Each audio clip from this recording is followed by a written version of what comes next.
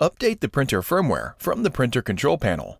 The printer must be connected to a wired or wireless network with an active internet connection. On the control panel, navigate to and open the Setup menu. Select Printer Maintenance and then select Update the printer or Update firmware. Select Check Now or Check for printer updates now. If an update has already been found, select Yes to start the update.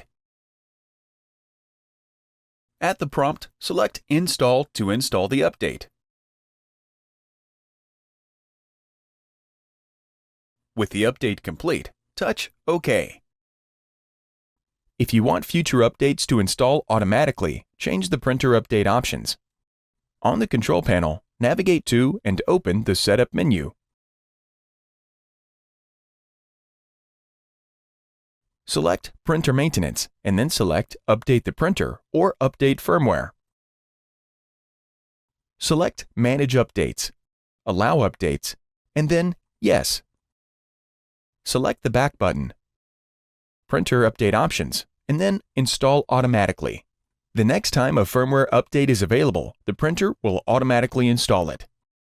Before heading ahead into the video, in case you are facing any issue with your HP printer device, get in touch with our HP printer expert.